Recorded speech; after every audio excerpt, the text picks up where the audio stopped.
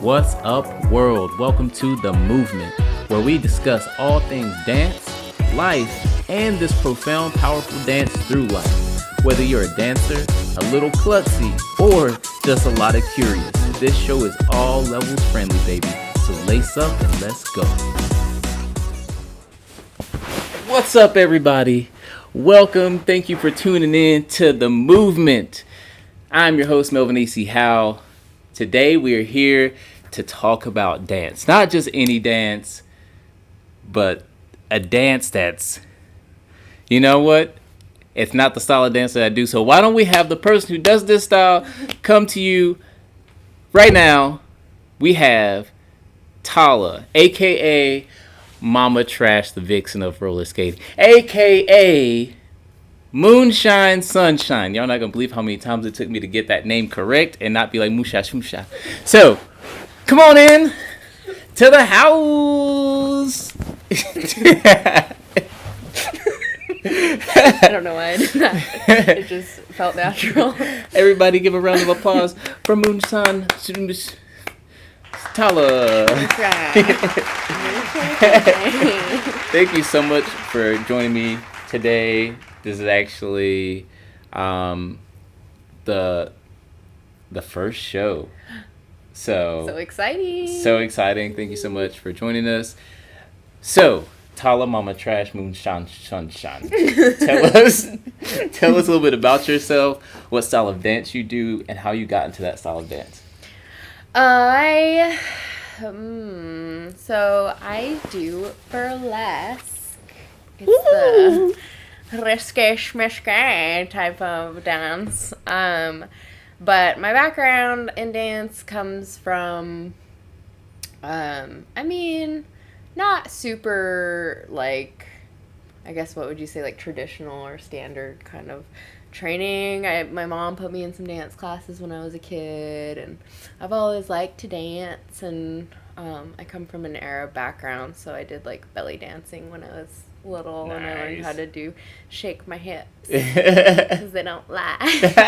You're still there, that's hard to do. Yeah, and then I didn't really like the rigidity of, like, going to dance classes and learning choreography all the time. Choreography for me is, like, pretty, I don't know, I'm kind of turned off by it for some reason, like, when I'm learning it in a group. I don't know why. That's so interesting. But all right, yeah. so let's we're going to keep your story going, but let's, like, dissect that a little bit, because I think that's very interesting. Now, you have some people who love choreography because they don't want to create it. They just want to learn and just be in that moment of, like, having that challenge of learning it. Some people don't like choreography because there are restrictions, and you're restricted to doing the dance moves that the other person is teaching you, or just a set of dance moves that you have choreographed for yourself to do in that moment. So every time you hear that song or perform that song, it's the same moves, and it kind of takes away the expression, the freedom, the liberty of, like, expressing it in a different way. Is that what you're Yeah, I mean, I definitely know what you mean by that for sure. Mainly for me, I do like choreography if I do it for myself. Okay. Okay. But I like the way it looks. I love seeing, like, group choreography. I love seeing, like, group numbers and stuff. But, like, my whole experience doing any kind of dance has been that whenever I do, like, a dance class, I'm a little turned off by, like, learning choreography for some reason. When I go to a dance class, I often want more, like, technical skill building and, like kind of, does that make sense? I get you. I want to, like, work on specific moves and turns and, like, little, like, quirky, like, details, like, and stuff. Yeah. But I never really get that. Because it's in a group setting. Yeah. Okay. Yeah, I get that. Because being a teacher myself, a dance teacher, like, when you have, like, a room full of mixed levels of dancers, you know that it has to be reachable unless it's labeled as a master class or advanced class. If you're not master or advanced, then you're up for the challenge. I hope. But I totally get that, because there are some classes that I'll teach, and I know certain people in that class. I just know they're not going to be able to pick up the choreography, or they're not going to be able to pick up certain details. And so it causes me to need to slow the class pace down a little bit. And, well, actually, that's a lie. I'm a little bit different as a teacher. I'm able to, like, look at people and be like, okay, let me explain this a different way and word it generally for the whole class, but something that I know the specific person's going to pick up on. But it is just totally different when you're doing, like, private lessons. Right. Then you can actually, like, that's when you really, really level up, I believe. Those are the moments when I leveled up, when I'm, like, training solo, or if I'm, like, at a convention and I'm dancing alongside the choreographer. Right. Like, because then they're like, oh, like, move your foot like this. Like, I think you can get an extra turn in there, like, and they help you tighten that up. So yeah, that my favorite, actually, now that you say that, so, okay, maybe I should go back to, like, kind of where I went with my, like, background or whatever. So I didn't really like doing, like, traditional, like, style dancing. I think I did ballet and jazz and, like, tap, like, those, you know, like, standard main ones. And then, eventually I like dropped out of that, and I started doing just gymnastics for, like, and I did that for, like, 10 years-ish. Oh, shoot. So, yeah, so I got, like, strength and built, like, flexibility from that. You out here doing flips. Yeah. Which I add, like, some of those elements to my choreography sometimes. Like, I'll do cartwheels. I have one number where I, like, cartwheel my bra off. Whoa! Yeah, so it's like I'll do a cartwheel with one hand and, like, take it off with the other. And then, like, sick. Ding! But have you ever tried that? Have you ever tried doing a cartwheel and just whipping it off? Fellas, have you ever tried doing a cartwheel and whipping your drawers off? I don't know. Maybe you should. That sounds interesting. I don't know. Actually, don't try this at home. Yeah, don't. We're not responsible for any injuries. Anyway. So then, yeah, so, like, jazz, ballet-ish, kind of training-ish a little bit, mixed with, like, belly dancing in my, like, kind of heritage thing with my family, and then, like, gymnastics. All those kind of, like, molded together. And I lived in Montreal for a while, so, like, fast forward, whatever. Lived in Montreal, Canada. I started working at a bar, at a burlesque bar, bartending. And I had known for a couple years that I really want to, actually, rewind. I knew I wanted to do burlesque because I had bartended at another bar. It was a stand-up comedy bar, and they would do once a month, they'd do, like, burlesque versus comedy, and it was really funny because they'd have, like, stand-up comedians, and then they'd have, like, a couple burlesque performers doing, like, funny dope. Burlesque, yeah. And I bartended at that bar, and I, like, that's when I learned, like, what burlesque really was, or could be, I guess, because up to that point, I was like, oh, yeah, burlesque, like, Dita Von Teese, and, like, kind of, I don't know if anyone knows, probably, maybe, she's, like, really famous, dated, or is dating Marilyn Manson. She's just this, like, really popular burlesque performer, but to me, she's very, like, basic. Oh! Like, no, it's just very, like, glitzy, glam, classic, kind of, like, standard. To me, it's kind of just, you know, burlesque, instead of having, what I learned was, oh, wow, this can be, like, more theatrical and, like, funny, and, like, you can add different, like, little stories into it. It doesn't have to be this, like, really fancy, you know, glam showgirly kind of thing, which is, like, you know, it's cool, but it's, like, not for everyone. And for me, I was really attracted to, like, wow, this, like, I had no idea that it could be funny. And, like, there were two numbers I remembered. One of them vividly. It was, like, this girl who was completely, like, just, like, to her wrists and down to her ankles, completely dressed in black. And she was, like, a mime. and she had like a bra and panties over her black like outfit. Oh, that's interesting. And like mimed it. No, she didn't even have a bra and panties on. See, this is like my memory was like she had it on, but she was miming it.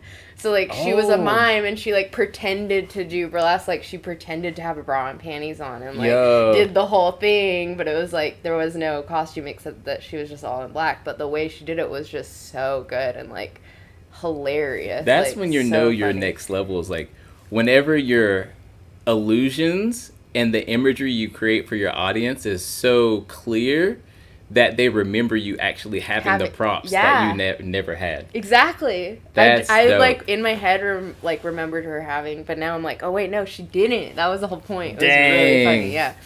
So fast forward after that, a couple months, I guess maybe a year after that, I think I ended up like working at a bar down the street from this burlesque bar. And, like, finding out about that they had lessons, like, doing classes there. I started doing classes, and I, like, quit this bar. And literally, like, I'm crying outside. It was, like, a dramatic exit to my bartending job up the street from this burlesque place. And I'm, like, crying outside, and the owner comes out, and he sees me because he knew me just from the classes I'd been taking there. And he's like, hey, did you just quit? Like, what happened? And because he knew I had been kind of having problems. Anyway. He's like, why don't you come upstairs? Like, we'll get you a job. Like, what? And he just like poured me a shot. And like, I come upstairs and Frenchie Jones, I love you so much. You're my favorite person in the world. She had like came, you know, there was like a, I'm sorry, I'm like, there's like a big staircase that you walk up when you go to this burlesque bar. It's called the Wiggle Room in Montreal. There's a big staircase, and she's up at the top of the stairs, and she just gives me this hug, and she's like, I'm so sorry you experienced this, and just tell me all about it. And I'm just like, took a shot, and like, crying to her about what had just happened. They were so welcoming. It was such a like family kind of like amazing experience, like from the get-go. And I was bartending there for a while. That was like, I got sidetracked because it was such a like good memory, but I was bartending there for a while. Eventually, I started performing there, and that was like, I want to say like 6 or 7 years ago. Dope. Yeah. That's stuff like yeah. That's stuff straight out of movies. Okay, I know, so it really was. I know we talked about this before, so I know that you absolutely hate this movie. Burlesque. This is like literally the script where did she like move out and then she went to this bar because she like lost her job and needed money, and then she was crying outside, and then they welcomed her in, and then she was like, oh, I can do that. Oh my God. And like got a job. Like they based that story off of your story, I'm pretty sure. God, no, my story's way cooler. No,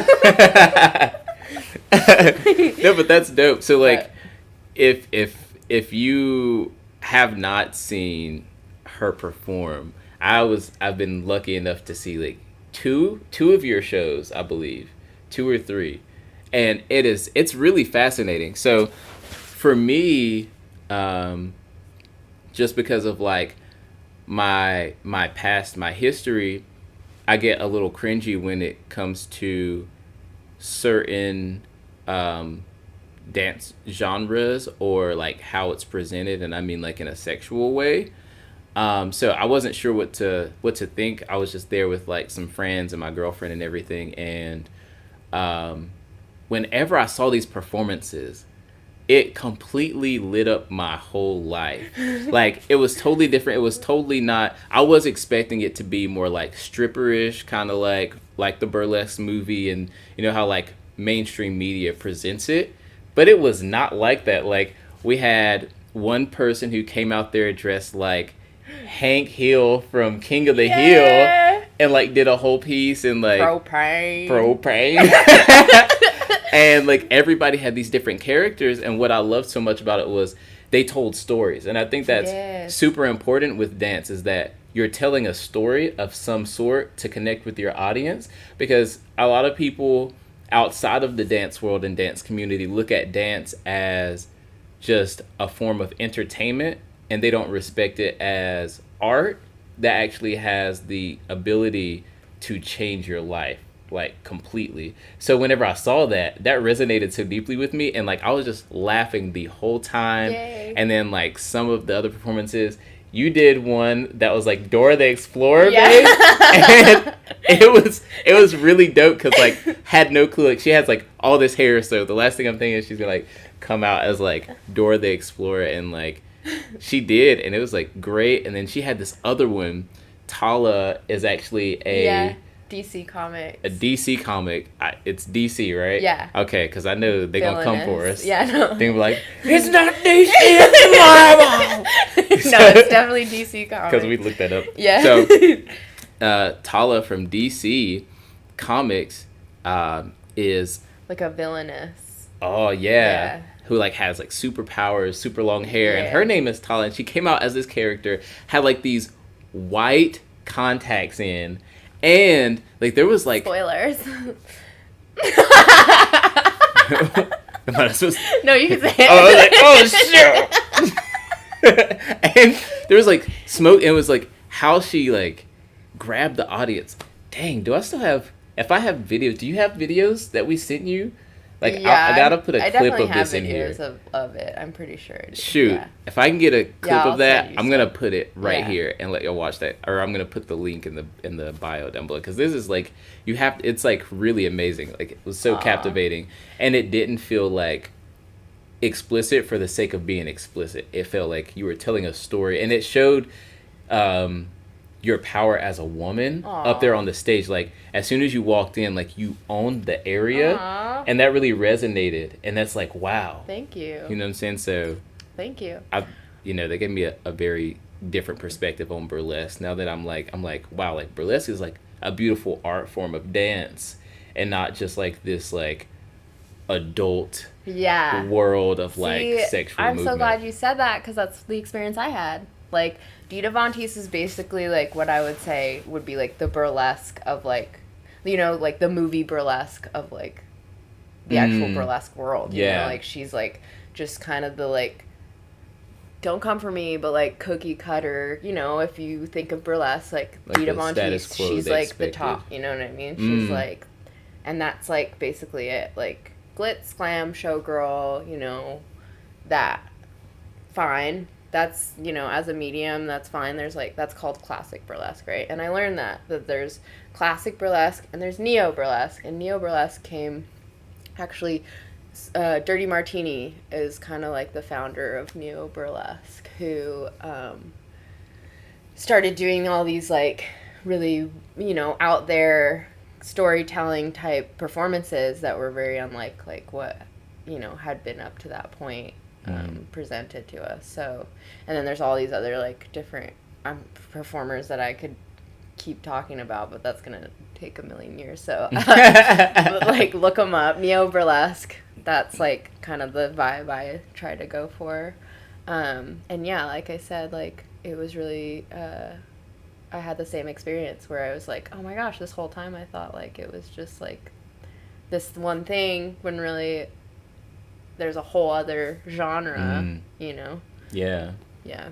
What is it about burlesque that resonated with you, like either mentally, physically, emotionally, spiritually? Like, did it empower you? Like, what drew you to burlesque? So, I think one of the biggest things for me that I loved about it was that it was like pretty much 100% like self-made for the most part, specifically like neo burlesque, I think, which means you're coming up with the music, your own music, you're choreographing, you're making your costume, it's like it's just you on stage, like it's all you, like this is your piece, like, which to me I really liked, because I guess, I don't know, maybe that's a problem I need to like work on, but like I'm very like much of a, I guess, yeah, like kind of, it's kind of a control thing maybe a little bit, where when I have a vision, I just like want it to be that way. And I think that's why I had problems with like group choreo, you know? I'd always be that one that's just like out doing something else, like, you know? Yeah. Like, they're all doing some choreo. Like you get to the dance recital and like y'all been working on this piece the whole season, and you know it's like you know, arms go like this, and Yeah. you just come out there and like air guitar, Yeah. like intentionally. Yeah, that's it.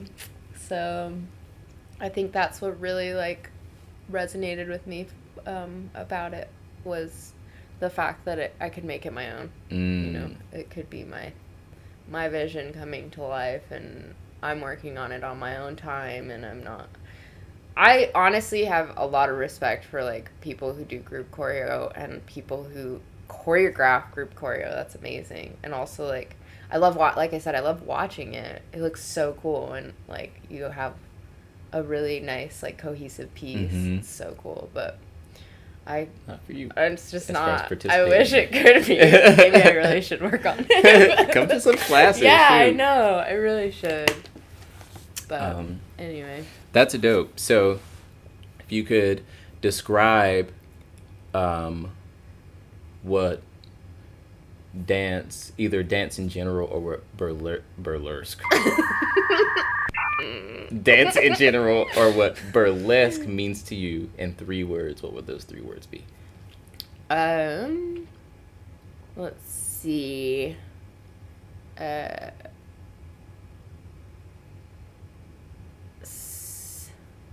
I'm trying to like, all the words that I'm thinking of are like double words, like body autonomy or bodily autonomy, right? Yeah, Is yeah. one, like bodily autonomy. Like Okay. Being in control of your body. I like that. Creativity. Okay. Duh. And maybe like self-made or self-making. You know, like yeah. But I feel like bodily autonomy might be like kind of similar to that. So we have bodily autonomy. We have, what was the second one again? Creativity. And then No, let's change that one to confidence. confidence. Yeah, self-confidence. Y'all, I need to get on like some brain exercising apps. If you got some, recommend them, because I need them, obviously. Bodily autonomy, creativity, and the one you just Self-confidence. Self-confidence, creativity, bodily autonomy. Yes. Those are great. Those are really good. That one one thing that I really love about dance is that confidence piece. Like, no matter if you're a professional dancer or if you're someone who just likes dance or someone who watches dance, it does instill a certain confidence Yes. inside of you. Like, it makes you confident in your body with moving. It makes you confident with being able to draw a crowd, and it makes you confident with who you are. That was my biggest thing with dance, is whenever I danced, no matter what I was going through in life, poverty, this and that, I felt stronger, and I felt like the most authentic me. You know, like, I could be going through stuff at school or at home, and then I could just like lock myself in the room, turn on music, and just dance. Yes. Or actually, in this time, that stuff wasn't existing. We had like CD players and stuff, right? So you had to worry about the skipping. so I'm like, you know, if you move like a chicken, its head stays in one place. Yeah. That's me with like the CD player. Because if I jump around too much, it's gonna skip. Walkman. Yeah. So, but like I felt like really good in my own skin. Like I felt like I had purpose, and I felt empowered to keep going through the next day. So I think that self-confidence piece is like so huge. And then bodily autonomy, especially with what's going on in our world right now, that's a really huge piece, is like feeling like that control that you have over your body. Yes. You know what I'm saying? And I think that's also very beautiful. I know as a man, like, we don't deal with those same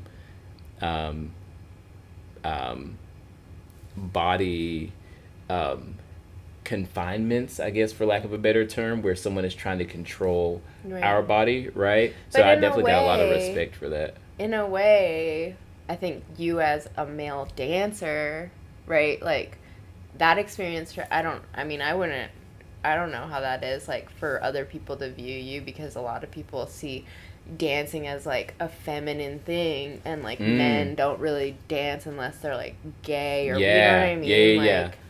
So, like, I just, as a, like, man who's comfortable in your masculinity, who's like a dancer, who's like, you know what I mean? That's also like, right? Kind of Yeah, you know, I haven't thought about that in so long. I haven't thought about that since I was a kid.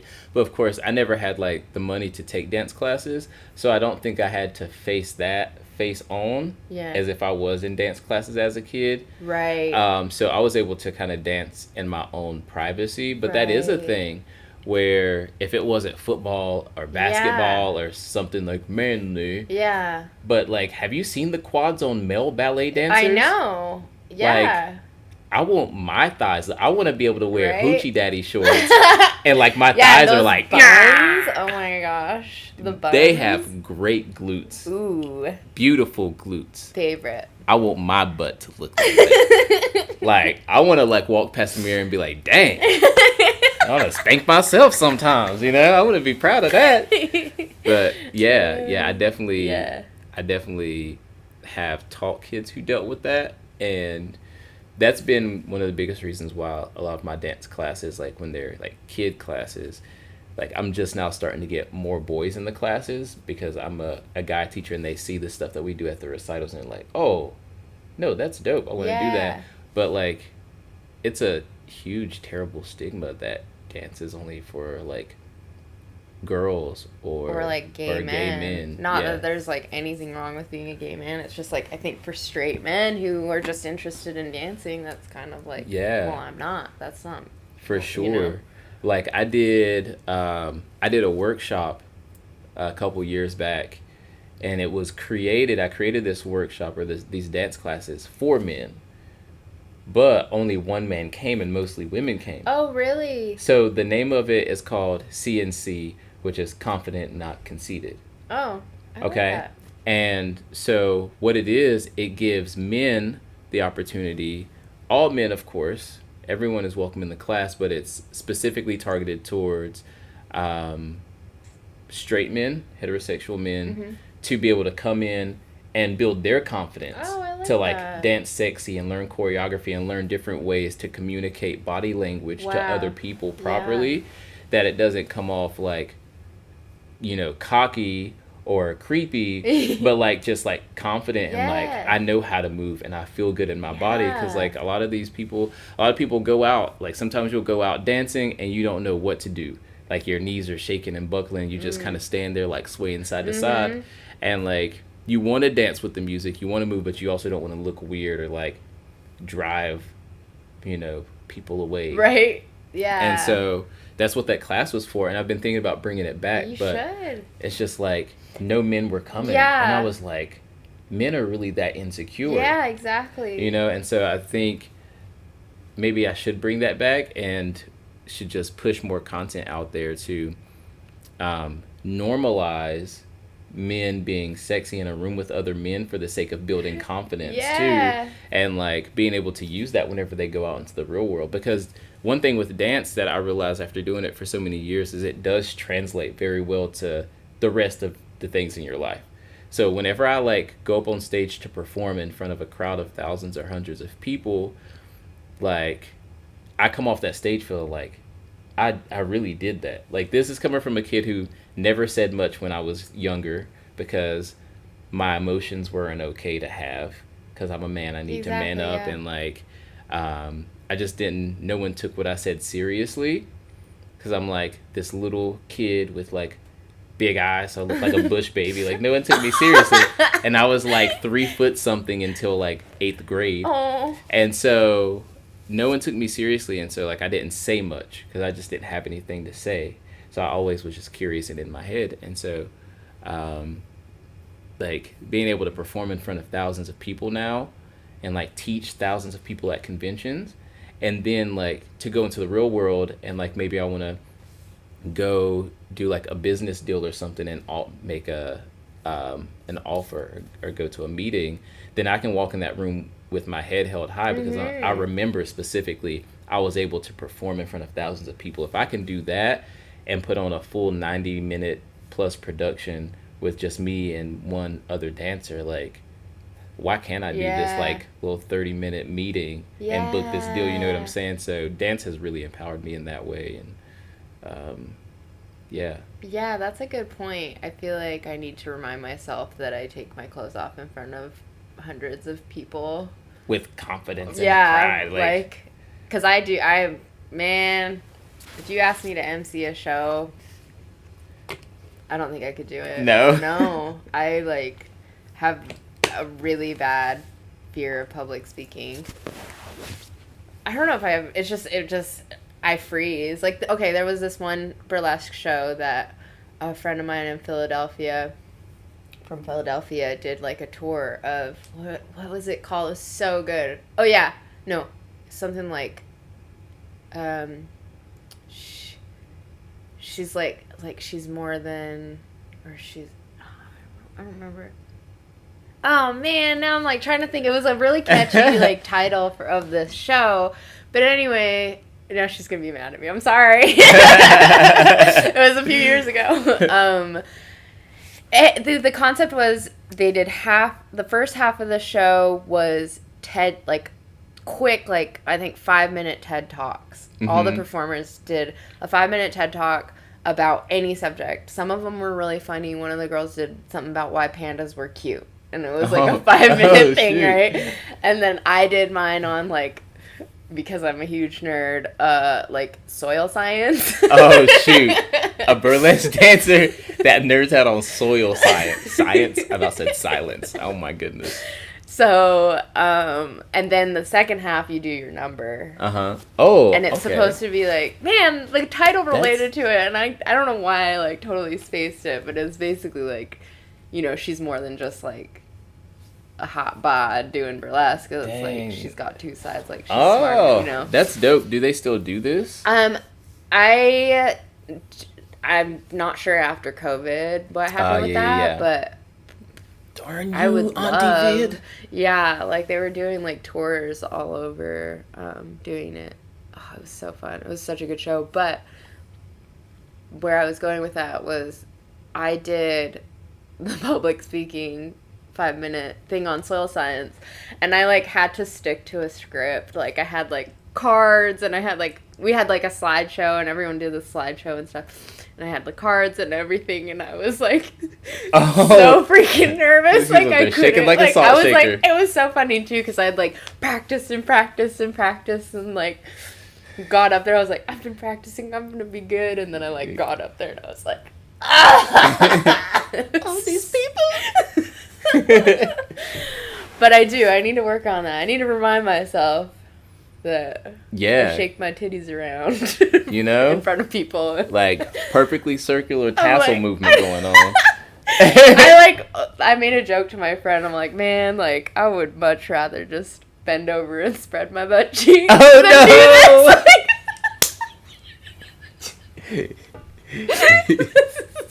I feel much more comfortable with that. Which is like, that's the point of like.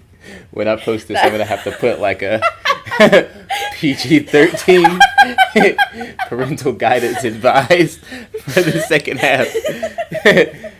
No, that's how bad it is. Yeah, that's a big thing. Like we talked about that play I just did. Yeah. Like I'm terrified of karaoke. Like the point of karaoke is to like sing bad but have fun with it, because like who cares? Yeah. Terrified. Really? I shake. I'm like totally comfortable doing karaoke. I've done it sober. Like what? Yeah. Isn't that weird? That is weird. Because I think, you know what it is? I think I'm figuring this out right now. Oh shoot. Epiphanies. I think that if I, like even right now, like we're having this conversation, this is fine, we're like friends, but there's like cameras, it's a little like, you know, I do feel a little nervous, but I feel comfortable because I feel like I'm like, okay, this is it. Karaoke and burlesque, and doing this, it feels like I am like I'm like performing, right? So I'm like, I get into my like performance kind of mode, right? Mm-hmm. But when it comes to like just speaking as me in front of people, whether it's like not really any performance happening, it's just like, this is like some, you know, this is the thing that I'm talking about now, as like there's no like, you know, extra like fancy things happening. It's just like straight up like me just talking. Dang. And I have to be like very like I have to just like, yeah. Does that make sense? Yeah, like that's interesting. So is it the vulnerability piece then? Probably. Like where whenever you're performing, you're still being vulnerable, but in a performative way. Yeah. Versus whenever you're like giving a speech or something, like all these people are seeing you. Yeah. And not like the character you've created or the story that you're trying to tell. Yeah, because even like I did theater when I was young too, and I love theater. I love doing theater. I love like acting in plays and stuff, and that was totally fine for me too, because I had a script and I was a character, and you know I could be that character. Mm-hmm. So I guess it's like I could hide behind like that performance I'm giving instead of me just like an MC, dude. Like I have so much respect for like hosts of shows and like MCs and stuff, to just be like, hey guys, like blah blah blah, and like try to keep the audience like and be like improvising like the whole time, right? You know. I would just, cause you know, like especially same with like, dude, stand-up comedians. Oh, that's a lot. I couldn't. I mean, I could, but only with the intentions of telling terrible dad jokes. So I have this thing for dad jokes. So it would be like I go in and I'm not expecting any laughter. So if one person chuckles, I won. You know what I'm saying? So then it's like I'm going up there to be like almost like borderline cocky with my terrible jokes. With how bad it is. With how bad it is, and it cracks me up. And then when nobody else laughs, I'm going to laugh. And somebody else going to laugh. And then it's like, cool. Like, I went with the intention of just, like, having fun with it, just to say I did, like, an amateur comedy night. And, like... You should do it. I'm gonna do it. Yeah. If anybody knows of any amateur comedy nights, I have literally the worst dad jokes. And you're going to have a great time. So I got a couple more questions. Okay. And then we'll close. So I just forgot my first question, so we're going to move on to the second question. So is burlesque like, is burlesque dance a career, like a partial career? Is it like a side hustle, a hobby? Like what is that to you? And if you were to give advice for someone who wants to kind of get into burlesque and get into that field sounds way too professional, wants to get into like that community of dancing and performing, how can they do that? Okay, so burlesque is generally lovingly called a labor of love, right? Like, it doesn't pay very much. No, I get It's a lot of work for like very little. Because you have, like, especially if you're making your costumes, you're doing your choreo, you like build an act. I mean, once you have that act, it's nice because you can then just perform it for shows. But for the most part, it's very amateur. That's why it's like appealing to a lot of people. I think it's very amateur. It's like you build an act and you perform it, and then you can take that video and give it to producers, and then they'll put you in shows. And honestly, for the most part, you don't have to be like really that amazing for a lot of shows, because it's amateur. And I think a lot of people really like just the fact that people are like stripping. Like, they're just going for the show. Yeah. So yeah, but you can definitely, like, I know performers who actually, Montreal has like represented so hard in the past like few years, and like specifically from the Wiggle Room, like a lot of the performers who came out of the Wiggle Room are now like going to Vegas, and like they like killed it in Vegas this year at Behoff Burlesque Hall of Fame. The Queen, the second runner-up, and the best debut were all from the Wiggle Room. Shoot. Is that right? So like they can like they've like elevated their careers, but I think that getting to that level takes a lot of, I don't want to, I feel like people use privilege as a really bad word these days, but I don't think it's a bad word. I just think it's like you're lucky to have it, right? So if you have the like ability to like spend money on traveling and spend money on costumes and spend money on like and have the time and like the time and the resources and connections. Yeah, and connections and stuff. I think that's awesome. I think it's the queen is like a mother and she's like got her own side hustle. Like she like is killing it right now. Like she also won in New Orleans, Miss Exotic World. Oh no, that was Beehoff. But anyway, she's just been killing it. So it's possible to have like a lot of stuff going on and like kind of make, but I don't even think even those girls are not, it's not a main career thing. Right? I think that there's probably like a small handful of burlesque performers in the world that are doing it as a career, and I think that's like mainly like the girls in Vegas, you know, like showgirls in Vegas. Dita Von Teese, obviously. Okay. Like, you know, you're like high level. Yeah, exactly. Style. Doing like that kind of stuff. So, if you want to get into burlesque, if you it's a labor of love. It is. Sounds like a lot of sweat equity. I guess like yes, exactly. And also, I would suggest for people in Asheville, you have a friend who's doing it, right? Who's doing classes. Your girlfriend's taking them. Oh, I do have a friend that's doing burlesque classes, Angie. I will link it up. Yeah, I'll do something with Angie on here. One of the producers that I perform in her shows. Her name's April. April the Queen, and she teaches them too. So I'll send you her link too. Heck yeah. So there's 2 Asheville hookups if you want to start. There it is. Yeah. So we're going to put some links down here for you all. If you want to get into the burlesque dance community, especially here in Asheville, we have a couple of people that we can link their information. They will be down in the bio. And, that was great. Yeah. Thank you so much for coming through and giving us all the information and your background, just blessing us with your time and your presence and your smile and these locks. Look at the hair. Oh my gosh. You're just slow-mo. Maybe it's Maybelline. Or is that, no, that's a makeup commercial. No, it's, what is it, Pantene? Is it Pantene? No, Herbal Essences. Herbal Essence. Let me also, August, Land of the Sky Burlesque Festival is happening. It's LOTS, lots for short. It's a weekend, Friday, Saturday, Sunday. They're doing shows every Friday night, Saturday night, and then a brunch show on Sunday night.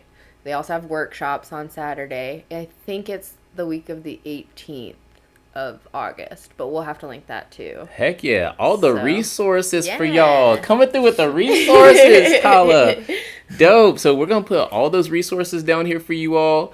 So if you want to get LinkedIn, you have instant access to these resources, so you don't have to miss this event and then be like, oh dang, I missed it, because that happens to me all the time. Is there anything else you want to leave the audience with? Just that if you're thinking about doing burlesque in your life, just do it. It's really not that serious. It's okay. You can do it. It's not that serious. Just do it. Nike, we expect sponsors. Awesome. Yeah. That's all we got for y'all today. Thank you so much for tuning in to The Movement. Why? Because it's not about the movement. It's about what the movement. We'll catch y'all next week. Same time, same place. Maybe not the same place. I'm like a hermit. I like to be outside sometimes. But definitely the same time. Anyways, I'm rambling, bambling, no gambling. Melvin E.C. Howell, Tyler Mama Trash, like Moonshine video, Sunshine. Share it, do all the things. Yes, thank you. I always forget. Like, share, subscribe. Jinx. You owe me a soda. No, I said jinx. But you didn't say what I owed. Oh, is that a thing? Yeah, I'm pretty sure. Oh, okay. All right, we're out, y'all. Peace. Bye. thank you so much for tuning in to The Movement with Melvin AC Howell. Why? Because it's not about the movement, it's about with the movement. Catch us every Wednesday right here, same time, maybe not the same place, because I like to keep it pushing. Catch you next time.